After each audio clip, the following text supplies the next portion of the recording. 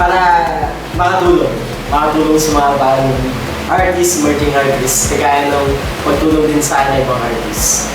Yun yung parang naging inspiration ko para buuin yung sarili.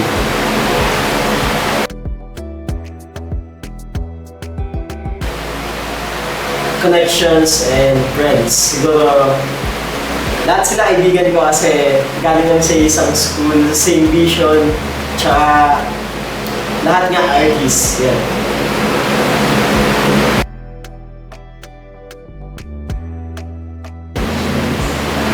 To expose yung works na ginagawa nila para sa akin kasi parang nakakulong sila sa isang silid na hindi sila nakikita ng mga tao. Hindi nakikita ko ano yung ginagawa nila, yung artworks nila, hindi masyado napapansin ng mga tao. Kaya para sa akin, kailangan nila ilabas to kasi isa yung gift, isa yung work of art na dapat lagi nilang pinapahina.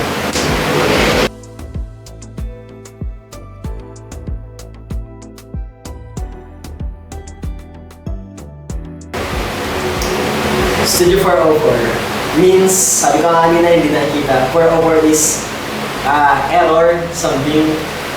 Yun yung nagsisuggest ng parang kami yung grupo na kulang. Kami yung pupuno sa kulang sa art scene dito sa Batangas. Parang gano'n yung ginagawa namin.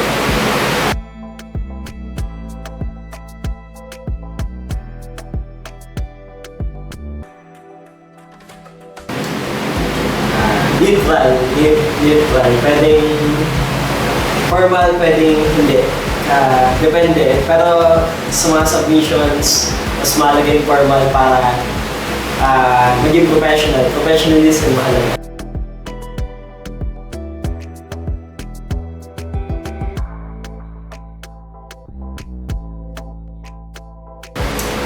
Gaya sinabi ko, professionalism. Hindi pwede na porque magkaibigan tayo is parang tropa-tropa. Pag work talaga. Pag artist to artist. Hindi pwede na ganun.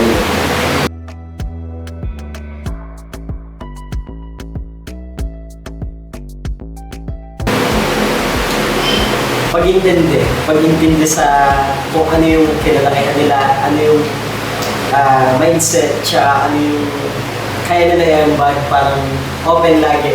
Dapat para open sa idea, open sa ganitong bagay para maiwasan yung misunderstanding.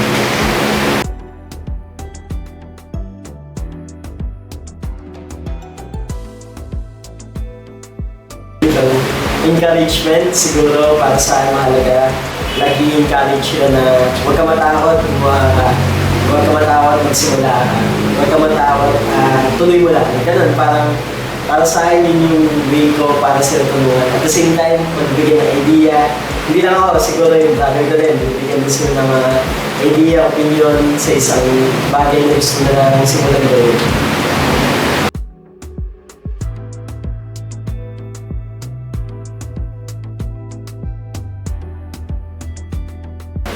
More on collaborative exhibitions, may mga plano exhibit. Tapos workshops, meron din. Natulong kami sa iba't ibang mga artists, lalo na yung mga nagsisimula talaga ngayon, mga bata, gawa ng art. Tinutuwa namin na how to handle being an artist and student.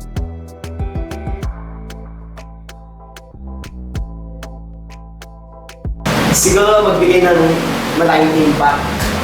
Kumbaga pagbabago sa kung ano yung nakasanayan na exhibition dito na, especially sa Batangas na pare-parehas minsan, parehas yung style ng opening, parehas yung style ng way ng pag-curate ng paintings, pero kami tipo na more on visionary style, parang ano yung kakaiba lagi, yun yung gusto namin ipakita, ano yung kakaiba.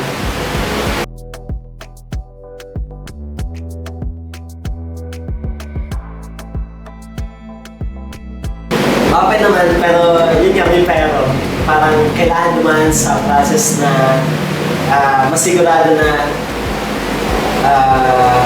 professional ka, may pag-usap, professional ka gumalaw, kumilos. At saka yung handa makipag-collaborate sa amin, kumbaga, humble.